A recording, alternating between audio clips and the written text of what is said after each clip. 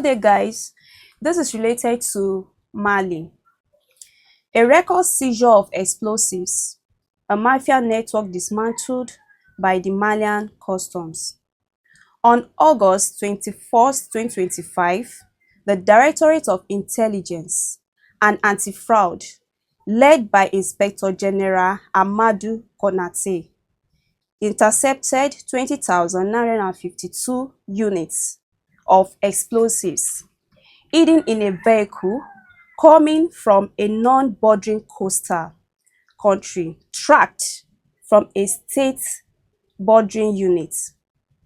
The explosives were concealed under bags of food products as well as in boxes of alcoholic and energy drinks. To deceive customs controls, the traffickers, after several failures in Eremakono and Kori, attempted to pass through Benena but were neutralized.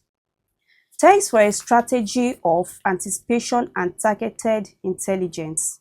Now, what I think is basically two things. Either these explosives are for mining operations or are for terrorism. Ladies and gentlemen, 20,952 units of explosive. Isn't that berserkering? In my own opinion, that is outrageous. And when you look at the picture, you can see some stuffs that looks like a roll, like as if you are rolling your blunt, right? When I look at those, it might even be hard drugs, that is meant to give. To me, I'm thinking in the perspective of mining, illegal mining. So this begs the question: are there still some people doing illegal mining in Mali? I think the glory of Mali operates hand in hand with its doom. Mali is just so rich to the point that I don't know if you can have people completely, if you can have the entire Mali 100%, I mean the Malian people, that can truly be honest, because the nation is just too rich at this point, in my own opinion, because they've been trying to sneak in, explosive from all sides. Who knows the one that are coming through the Mauritanian border and the Algerian border, right? To me, I just think Mali could be that nation in Africa whose underground could be plated in gold, in my own opinion, because, okay, we've been deleting these elements, enemies of the state, forever. But these things, they continue to try to bring it in. So I could have said this could be some explosives for, creating the improvised explosive device. But when you look at 20,950, thereabout, explosive, right? How many improvised explosive device would that get you? I feel like it's too much. So I feel like this is something that is very, very familiar with an illegal mining job. Mali has been catching a lot of people recently, basically Chinese. You understand, that have been displayed on several medias doing illegal mining. They've even been caught in Burkina Faso, right? But now the thing is, I just feel like, those organizations, those private companies that are owned by, Western owners, and I just think they are not going to give up anytime soon. They are trying to, and that is where the point of terrorism comes in, right? They're trying to destabilize Mali for so many reasons, because who knows, maybe some of these borders or territories that's not been liberated, maybe you still have these terrorists right there. Maybe the terrorists are even the ones doing the illegal mining. If in Burkina Faso yesterday you can have over 600 terrorists attacking at once, maybe they have a lot more of these elements that are doing their job for them. The West will never stop. That's just what I think, in my own opinion.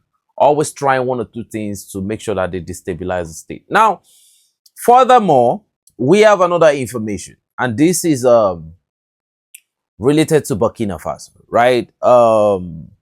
Another terrorist leader was among the 100. So apart from the 2 terrorist leaders that were neutralized yesterday, there was another terrorist leader that was equally there that was neutralized. Okay, they even said this one is a terrorist leader from neighboring Nigerian country. So I don't know.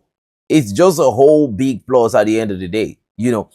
And we all Africans, we have to be grateful to these countries for, you know, showing a sort of, should I say, invincible resilience against the terrorist element. Because, in my own opinion, if they are not fighting it, if they are applying diplomacy with these terrorists will just be migrating from one, you know, neighboring country to another. That's what they do.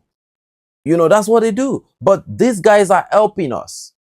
One man down from the terrorist end is one more life saved, because these people, they neutralize human beings, they neutralize civilians. So at the end of the day, it takes us back to Mali. Guys, what do you think Mali can do on the long term to curb all these illegal activities? Yeah, we are loving what they're doing. They're already building military, you know, military bases in different locations. But ladies and gentlemen, it now takes us to the last question. Could this be an outside activity within Mali?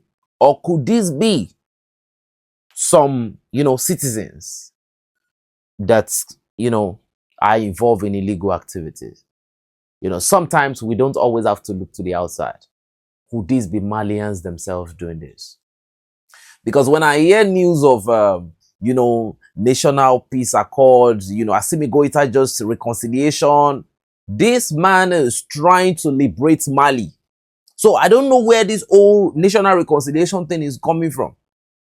If we have a president in my country that we can see doing 50% of what any of the AES presidents are doing, I'm telling you, the whole Nigeria, more than 70%, the whole youth in this country will galvanize behind that person.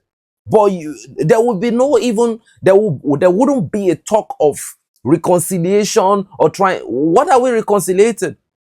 We have somebody who is trying to build the country. Why should we, who is reconciliating with who?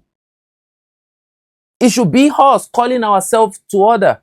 It shouldn't be the president trying to make us reconcile for what?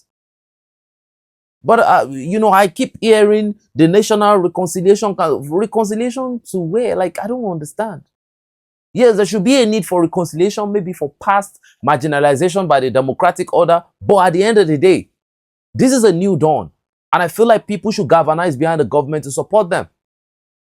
I don't hear this type of thing in Burkina Faso, actually. I've not heard about it in Niger. But, I mean, please, we need to do better.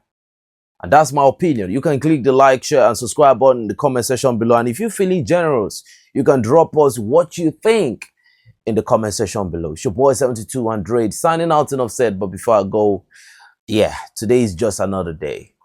And you are going to be seeing more of her than me, because right now I need to take a break for some very, very important duties. Thank you for watching, and God bless you.